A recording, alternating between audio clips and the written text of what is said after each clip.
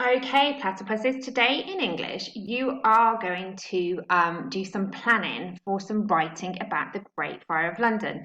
Now, yesterday I really enjoyed seeing your drama. I loved seeing the videos and the photos. It was really good.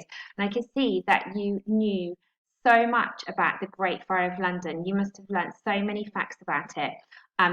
This is going to definitely help you with your planning today and then your writing the following day.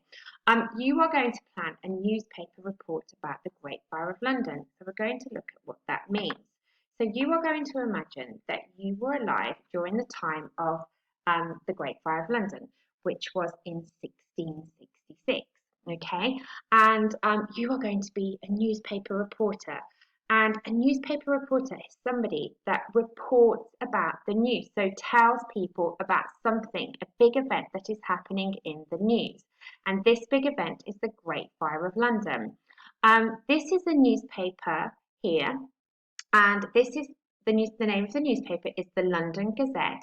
And can you see the date here? It says from Monday the September the 3rd to Monday September the 10th, 1666. So this was written during the time of the Great Fire of London. And there's a lot of writing here. I'm not going to read it. I'm going to show you another one on another page. But this is what a newspaper report looks like.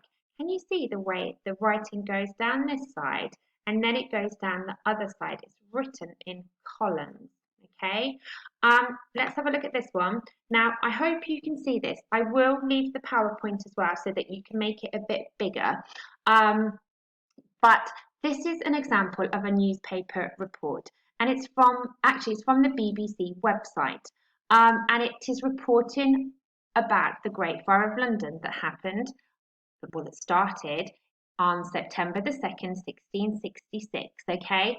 And I'm going to just go through some of the things that it includes because it's important to know about the features of a newspaper report because you'll need to know this for tomorrow. And this is what you're going to include in your planning today. So can you see here, we'll start off with the date. The date is here, the 2nd of September, okay? And we know that the year was 1666. Now, we've got a picture, okay, and we've got a caption. The caption is the writing that goes with the picture, okay? So it's telling you here about what is happening in the picture. Now, there's something always that newspapers have, and it's called a headline. Can you see here? It says, houses demolished as London burns. This is the headline. This is the headline to catch people's attention and to make them want to read more about this important event. Can you see that it's kind of exciting and it's trying to get people to read it? Okay, so this is going to be your job today to try and think of an exciting headline about the Great Fire of London. We also have an opening sentence.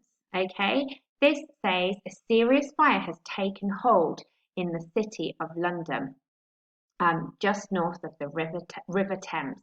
So it's just it's just talking about the fire. It's giving us a bit of information and it's making it's exciting so people will want to continue reading. Now, in a newspaper report as well, we have to have facts, okay? It is talking about real life, okay? So you are going to imagine that you were there at the time of the Great Fire of London and you are going to report on the actual facts, okay?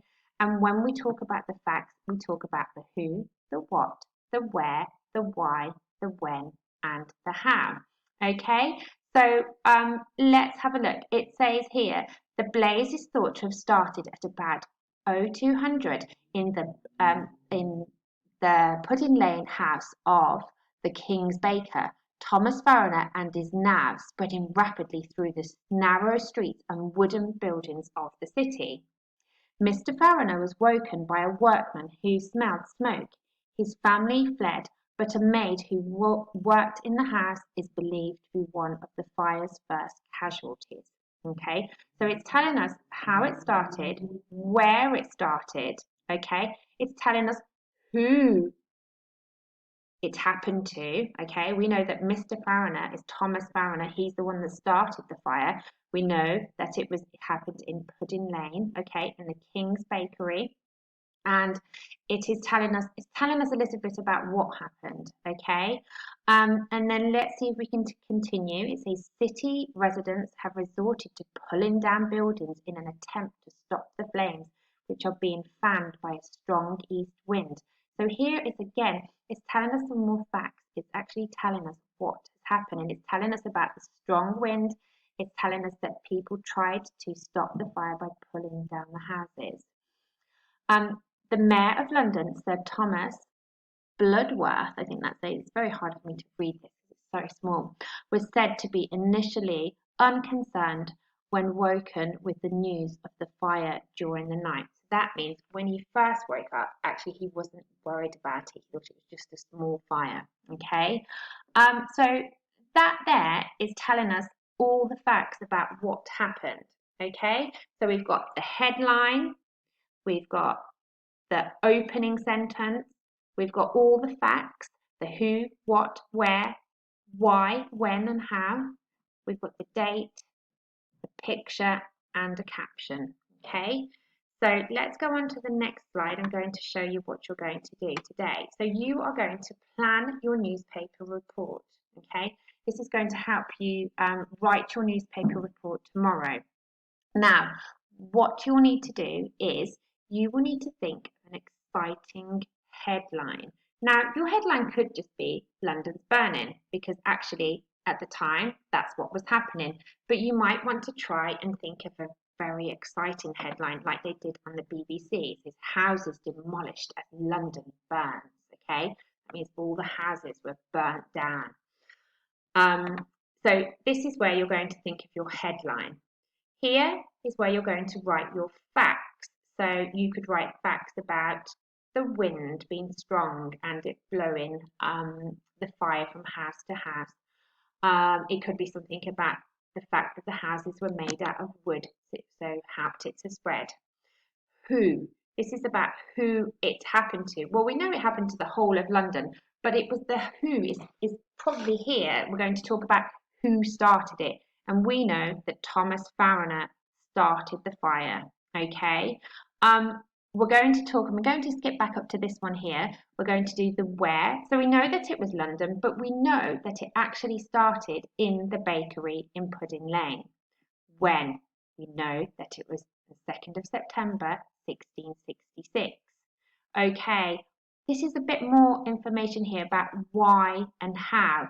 We know that Thomas Fariner forgot to put the fire out in his oven, so a spark flew onto the floor and set the bakery alight, and that's how the fire started. It then started to spread from house to house, building to building, and that's how the fire became so huge.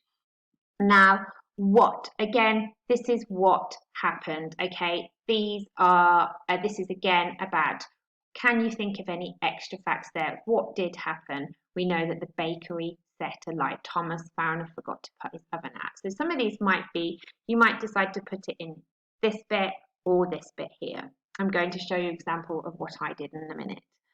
Okay, now I'm going to skip to this one next. This is the photograph. So you're going to decide what will your photograph be. So you're going to draw a picture.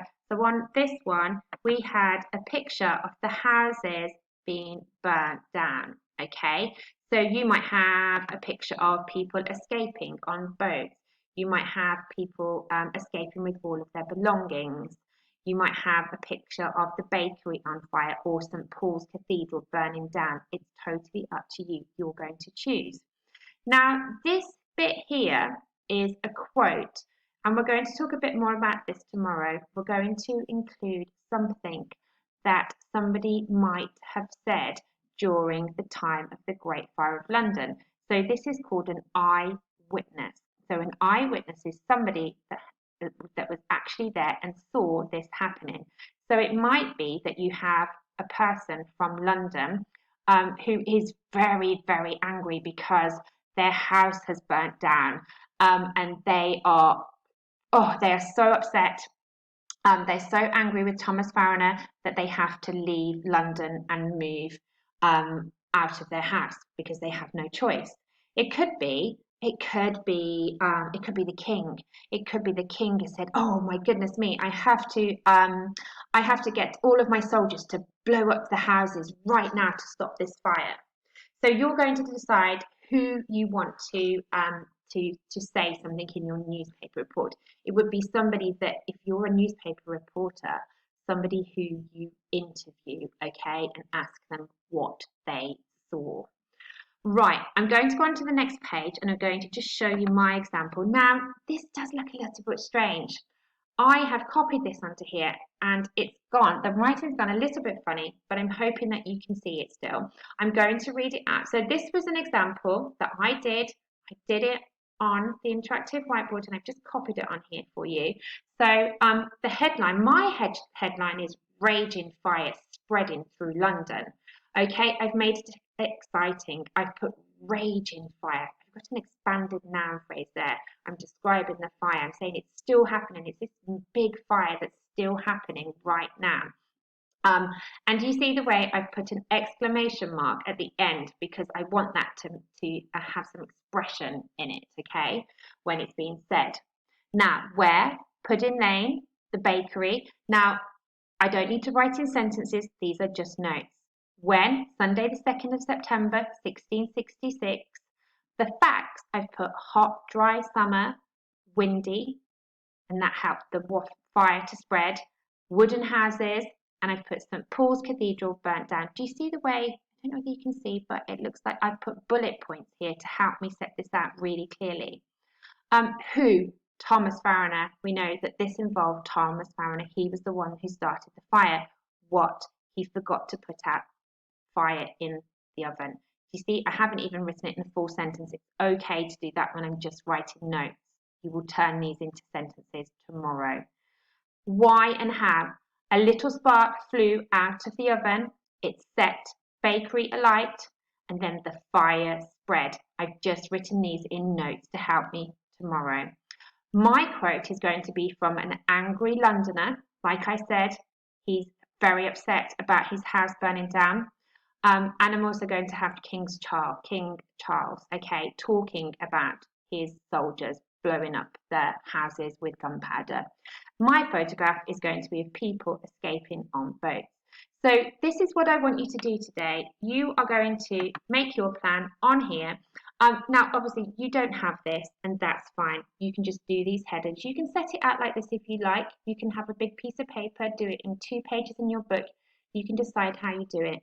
This is just helping you plan your writing for tomorrow.